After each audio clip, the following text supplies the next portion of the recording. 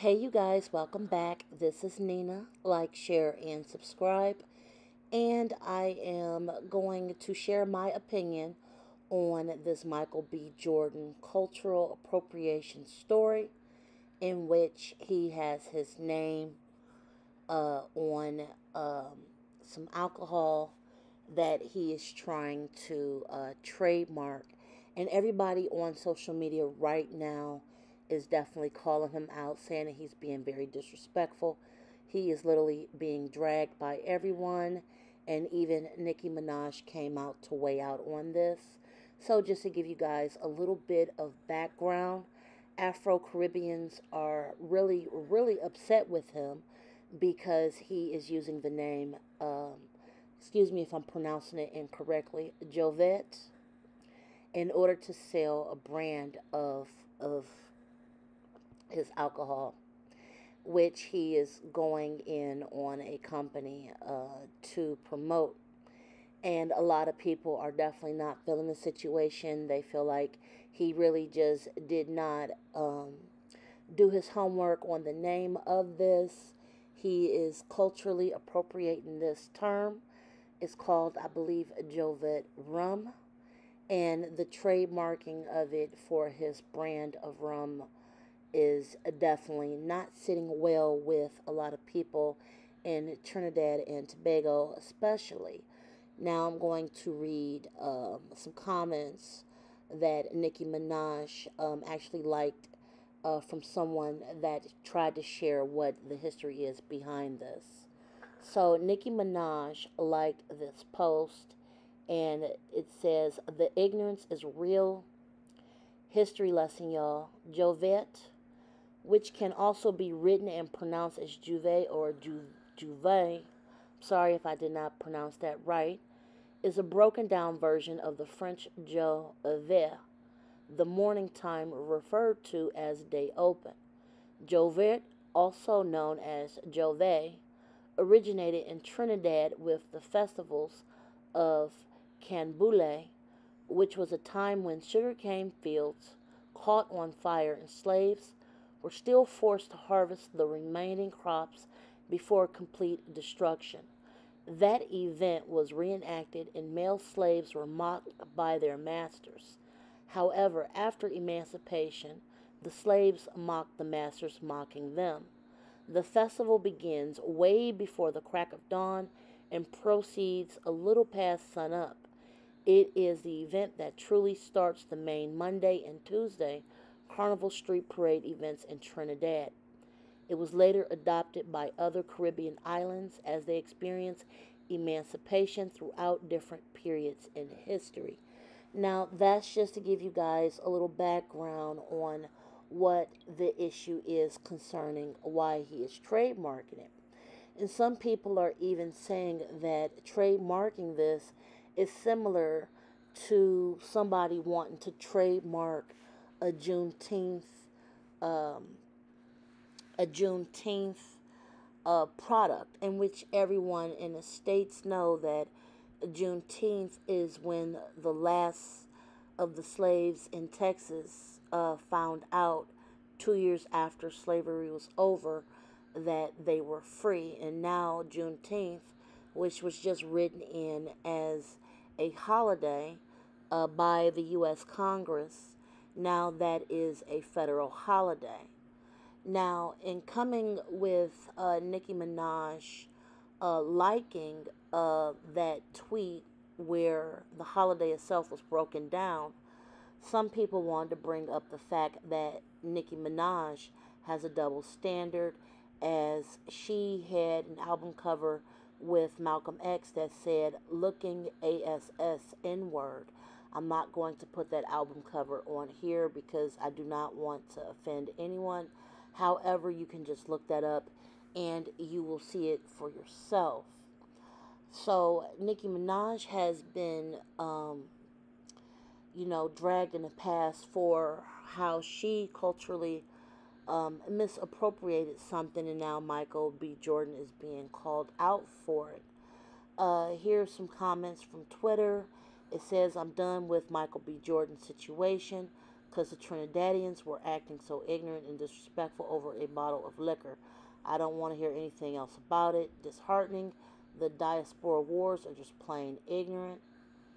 And another comment is that West Indians should trademark Juneteenth for one of our runs, and then Black Americans will understand why we are mad at Michael B. Jordan. You just don't do certain things. Let me hear this explanation. Ciao. And then here is another comment directed at Michael B. Jordan that says, "Good morning, F. Michael B. Jordan, and anyone who uses West Indian culture solely for profit at their convenience." So, as you guys can see, there is a lot of people coming out that are having an issue with this.